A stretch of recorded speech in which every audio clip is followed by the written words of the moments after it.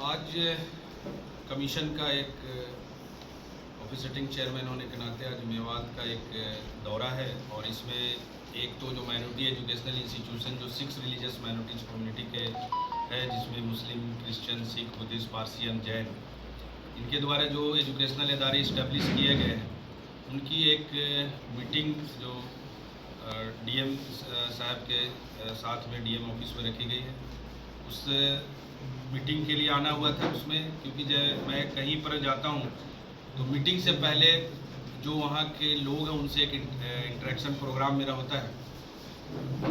क्योंकि मेवात में मुझे आना था तो कुछ युवाओं जो यूथ है वहाँ के, वो लगातार कमीशन में अपने कुछ मामला के लिए मिलते रहे हैं, और चाहे जामिया के स्टूडेंट हो या दिल्ली यूनिवर्सिटी के या जेएनयू के, तो यूथ की एक ख्वाहिश थी कि मैं आऊँ तो उनसे भी एक बार मुलाकात करूँ। तो आज उनसे एक मीटिंग थी और मीटिंग में जाहिर सी बात है कि मुस्तकबिल जो भारत कैसा होगा और भारत की जो ताकत है वो भारत के युवाओं में है। तो युवाओं से जो मुखातिब होकर ख़ास करके मुस्लिम माइनॉरिटीज़ के जो यूथ है उनसे जो बातें हुई हैं, उनसे जो बात तालीम से रिलेटेड हुई है कि किस तरह से तालीम से तरक्की और खुशहाली मुमकिन है। युवाओं को बातचीत के क्रम में ये बताया गया है कि जो तालीम है वो चाहे दीनी तालीम हो चाहे दुनियावी तालीम हो, दीनी तालीम ज़रूरी है एक बेहतरीन इंसान बनने के लिए, और दुनियावी तालीम ज़रूरी है तरक्की और खुशहाली के लिए। और दोनों तालीम के साथ में कैसे इस भारत को आप मुस्तकबिल में कैसे आने वाले दिनों में खुशहाली और तरक्की वाला भारत बना सकते हैं, उसके लिए क्या क्या बातें ज़रूरी है, उन लोगों से बातचीत अभी की है। और ये डायरेक्शन है कि सबको तालीम लेना कितना ज़रूरी है, एजुकेशनल इदारा इस्टेब्लिश करना है। क्योंकि एक डेटा अभी मैंने इनसे शेयर किया कि मुस्लिम के पॉपुलेशन जो है माइनॉरिटीज़, क्योंकि मेवात मुस्लिम पॉपुलेटेड एरिया है, तो उसमें अगर एजुकेशनल इदारे की इस कमीशन की बात करेंगे 14,270 के, तो सबसे ज़्यादा जो एजुकेशनल इंस्टीट्यूशंस हैं वो क्रिश्चियन कम्युनिटी के, वो 3% है। मुस्लिम कम्युनिटी 16% है, लेकिन उनके एजुकेशनल इंस्टीट्यूशन क्रिश्चियन से भी कम है। तो इनसे अपील की गई है कि आप तो पहले एजुकेशनल इदारा इस्टेब्लिश कीजिए, और एजुकेशनल इदारा इस्टेब्लिश करने में जो इंस्टीट्यूशन है वो इंस्टीट्यूशन कैसा होना चाहिए। फिर कुछ लोगों के नाम भी इनको बताया कि एक तो आप दुनियावी तालीम, अगर दीनी तालीम ले रहे हैं तो आपका जो रोल मॉडल होना चाहिए, आपके जो लास्ट पैगंबर है मोहम्मद सल्लल्लाहु अलैहि वसल्लम होने चाहिए, उनकी ज़िंदगी को स्टडी कीजिए। वो रहमतुल आलमीन पूरे दुनिया के लिए रहमत बनाकर भेजे गए थे। आपके पास में कुरान की किताब है जो एक मुकम्मल किताब है ज़िंदगी जीने के लिए।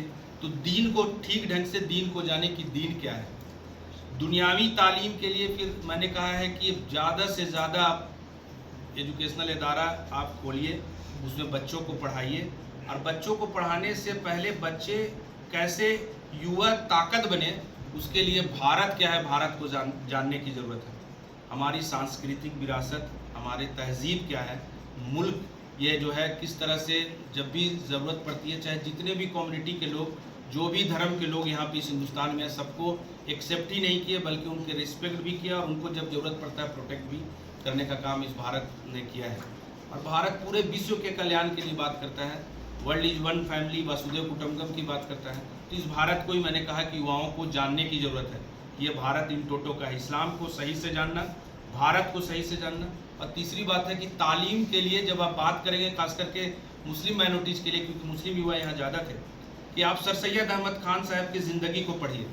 उनके ज़िंदगी को जब पढ़ेंगे तो 1859 में जो उन्होंने मदरसा खोला, उस मदरसे में मॉडर्न एजुकेशन की समय, उस समय 1859 में उन्होंने बात की थी। उनके ज़िंदगी को आप पढ़ेंगे तो उन्होंने अलीगढ़ मुस्लिम यूनिवर्सिटी इस्टेब्लिश किया। अलीगढ़ मुस्लिम यूनिवर्सिटी पूरी दुनिया में जाना जाता, मैं भी वहीं का पढ़ा हूँ।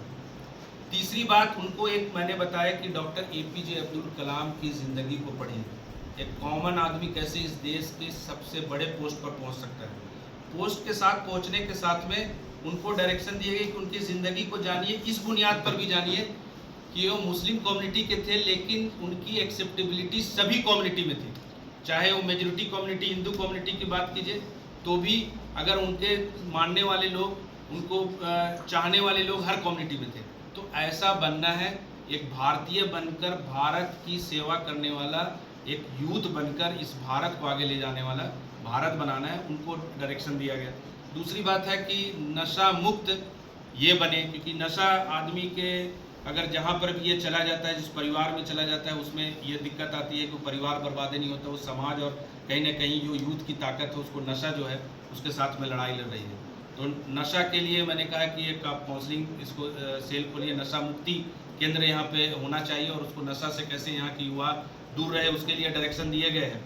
नशा के साथ में पर्यावरण कैसे रहे, क्योंकि और साफ सफाई कैसे रहे, क्योंकि दीनी तालीम हमें सिखाती है कि पाकी जो है हमारा साफ सफाई है वो ईमान है।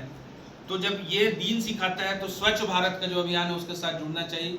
हम खुद अपने आप की सफाई तो करें ही, हम अपनी साथ साथ में अपने मोहल्लों की सफाई और उसको भी स्वच्छ भारत के अभियान के साथ में लगे। तीसरी बात है कि पेड़ लगाना और पर्यावरण के साथ जुड़कर रहना युवाओं की जिम्मेदारी है, क्योंकि आप देख रहे हैं ग्लोबल वार्मिंग के दौर पर हम जा रहे हैं। तो पेड़ लगाना ये एक जिम्मेदार, मैंने यूथ को जो डायरेक्शन के साथ में उनको जिम्मेदार बनना है, क्योंकि वही ताकत है, हमारी ताकत वही है। और ताकत के साथ में जो महत्वपूर्ण बातें हैं, पेड़ लगाना भी है। भारत सरकार भी माँ के नाम पे एक पेड़ लगा रही है, तो उसको भी पेड़ लगा कर देखकर मतलब सभी को आगे बढ़ चढ़ कर लगाना चाहिए। तालीम में गरीब बच्चों को, युवा को ये डिसाइड करना चाहिए अपने अपने महल्लों में, अपने जो लोग हैं सीनियर लोग हैं उनके साथ बात कर, एनजीओ से बात करके लोगों को, जो एक भी बच्चा ऐसा मेवात का ना रहे जिसको तालीम नहीं मिले, वो तालीम के लिए लोगों को उसमें स्कूलों में एडमिशन कराए और उनको गोद ले, उनको आगे बढ़ाए। इस तरह की बातें हुई है और मुझे लगता है कि मेवात की धरती ऐसी धरती है, जब ज़रूरत पड़ी इस देश को आज़ादी में तो हसन महती साहब ने यहाँ पे कुर्बानी दी, और जब यहाँ से तबलीग जमात का भी शुरुआत जो हुई है तो ये इसका एक अलग इम्पोर्टेंस है।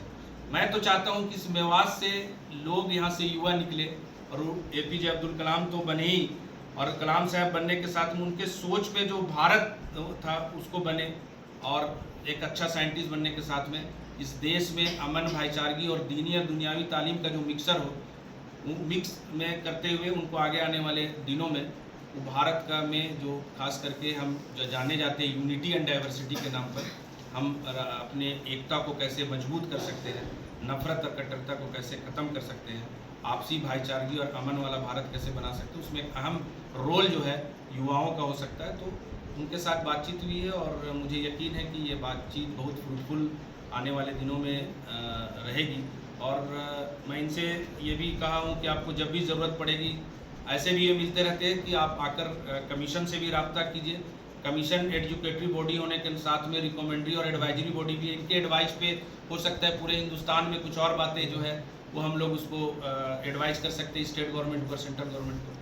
तो अच्छी मीटिंग रही और मुझे यकीन है कि ये मीटिंग बहुत सार्थक रहेगी और आने वाले दिनों में इसका रिजल्ट आएगा।